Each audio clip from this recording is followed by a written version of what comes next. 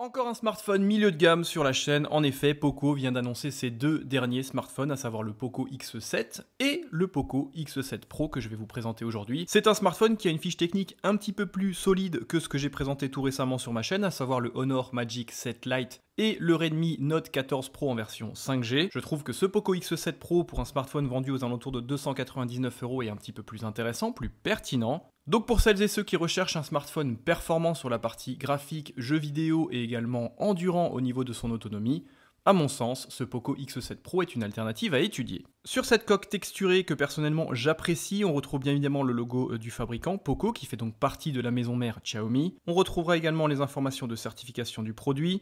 Vous avez également les deux capteurs photo ainsi que le flash LED. Ce que j'aime beaucoup déjà au niveau du développement de ce smartphone et de sa partie photo, c'est que Poco n'est pas tombé dans le piège de la concurrence, à savoir rajouter un troisième capteur photo type 2 mégapixels destiné à la captation macro qui ne sert absolument à rien, mais qu'on retrouve généralement en troisième capteur photo dans cette gamme de prix chez les concurrents. Là, on aura deux capteurs photo uniquement, mais c'est largement suffisant et ça permet une utilisation assez polyvalente de la partie photo. Le capteur principal, justement, parlons-en, c'est un excellent capteur Sony IMX 882 de 50 mégapixels. Le diaphragme en plus est vraiment très généreux, il ouvre à f1.5, c'est-à-dire qu'il y aura beaucoup de lumière qui vont atteindre le capteur photo. Il s'agit ici d'une focale de 26 mm, donc une focale grand angle avec en plus une bonne stabilisation optique. Sur le papier, le capteur photo s'annonce donc excellent et d'après les premiers essais, c'est vraiment le cas. En effet, il n'est pas nécessaire d'avoir 108 ou 200 mégapixels pour réaliser des photographies qualitatives. Ce Poco X7 Pro avec son capteur Sony IMX 882 s'en sort très bien. Beaucoup de piquets, une bonne gestion des hautes et des basses lumières, peu d'aberrations chromatiques, c'est un smartphone qui offre une expérience photographique avec son capteur principal vraiment très bonne. Et comme toujours avec une définition de 50 mégapixels, on retrouve bien sûr cette même technologie de pixel binning pour générer des photosites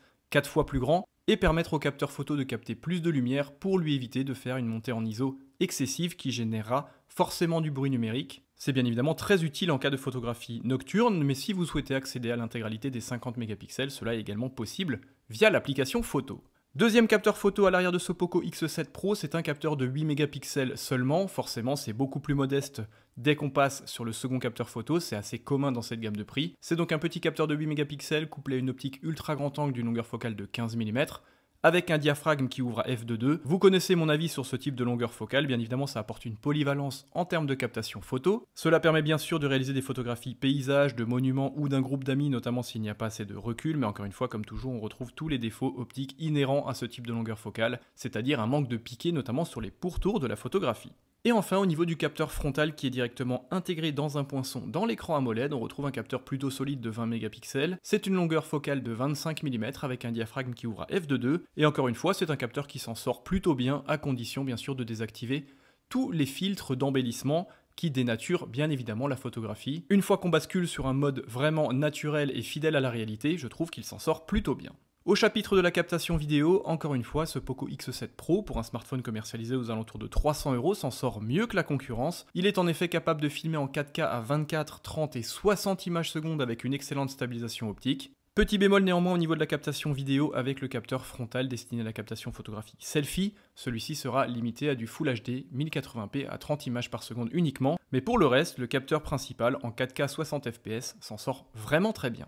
Au niveau du design et de la tranche principale du smartphone, on retrouve bien sûr les boutons de contrôle volume plus et moins avec le bouton de démarrage physique du smartphone. Sur la tranche inférieure, vous aurez droit à une grille pour le premier haut-parleur. Encore une fois, ce smartphone est équipé de deux haut-parleurs stéréo Dolby Atmos. Vous avez un microphone extérieur, la connexion USB Type C et enfin un tiroir nano SIM compatible 5G. La tranche opposée, comme vous le voyez, ni bouton ni interaction, c'est plutôt minimaliste et encore une fois bien réalisé. Et enfin sur la tranche supérieure, qui est également bien fournie, vous aurez également des microphones extérieurs, un port infrarouge, et on retrouvera intégré entre l'écran et le châssis le second haut-parleur stéréo Dolby Atmos. Avant de parler de son écran, on va parler bien sûr de son poids et de son design en général. C'est un smartphone qui, je trouve, est vraiment bien équilibré. Il pèse 195 grammes, ce qui est plutôt correct encore une fois pour un smartphone équipé d'une dalle de 6,67 pouces. C'est un smartphone qui offre un feeling plutôt qualitatif, je trouve, et cerise sur le gâteau, il offre en plus une excellente certification d'étanchéité IP68. Cela est plutôt rassurant encore une fois et ça fait vraiment plaisir dans cette gamme de prix. Voici la pièce maîtresse bien évidemment de ce Poco X7 Pro, c'est ce sublime écran Crystal Rez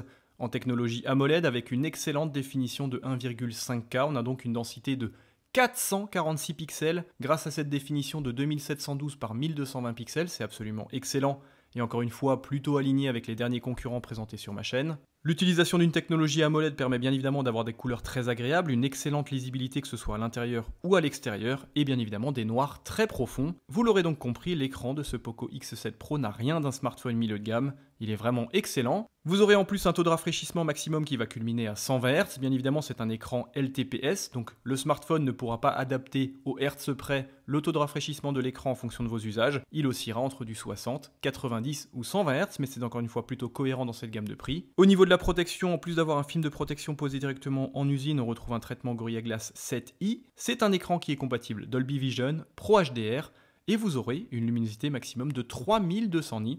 Et par rapport aux deux concurrents que j'ai présentés tout récemment, cet écran est quant à lui absolument plat, donc c'est un design qui change un petit peu des derniers produits présentés. Mais sincèrement, sur cet écran, il n'y a rien à redire, il est vraiment excellent.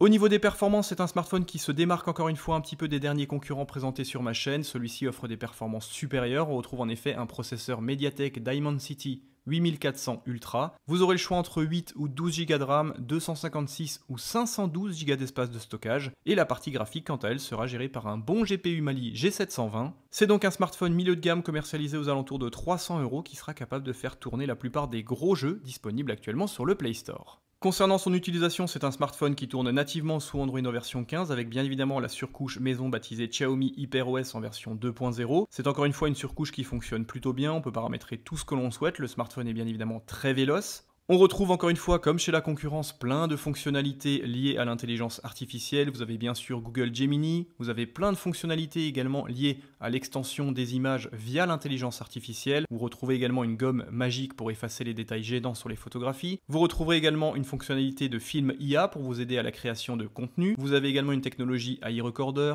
AI Call Boost, une technologie d'intelligence artificielle également lors du rechargement de la batterie. Bref, c'est un smartphone qui est vraiment dans l'air du temps par rapport à son OS, à sa surcouche et à ses fonctionnalités d'intelligence artificielle. Petit bémol néanmoins, je n'ai pas d'informations quant à la tenue des mises à jour Android et des correctifs de sécurité. Je ferai un post sur Instagram dès que j'aurai une information pertinente. Encore une excellente surprise sur ce Poco X7 Pro, ça va être son autonomie et sa batterie. On retrouve en effet une batterie de 6000 mAh, ce qui n'est pas commun encore une fois, que ce soit dans les smartphones milieu de gamme ou les smartphones haut de gamme. Et ce smartphone est également compatible avec la charge rapide Hypercharge 90 watts, comptez 35 à 40 minutes pour passer de 0 à 100% grâce au bloc chargeur qu'il faudra acheter en plus. Il est vraiment dommage qu'on ne retrouve plus des blocs chargeurs fournis d'origine avec tous ces smartphones. La connectivité sur ce produit, encore une fois, c'est une excellente surprise. Bien sûr, c'est un smartphone compatible 5G comme beaucoup d'autres. Module Wi-Fi en version 6, module NFC, port infrarouge, connexion USB Type C et un module Bluetooth en version 6.0. Encore une fois, c'est une technologie qui n'est pas répandue sur le marché des smartphones. Et ce Poco X7 Pro la propose pour 300 €, c'est plutôt agréable. Voilà pour la présentation rapide de ce Poco X7 Pro, un énième smartphone milieu de gamme mais qui pour le coup se démarque un petit peu de la concurrence. Encore une fois, c'est à mon sens entre 300 et 350 €, très certainement la meilleure alternative du moment sur le marché. Dites-moi dans les commentaires vous ce que vous pensez de ce smartphone et de ce coloris noir et jaune texturé. Merci à vous d'avoir suivi cette vidéo de présentation, on se retrouve très prochainement pour d'autres vidéos et d'autres tests. Prenez soin de vous et à très bientôt. Bye bye.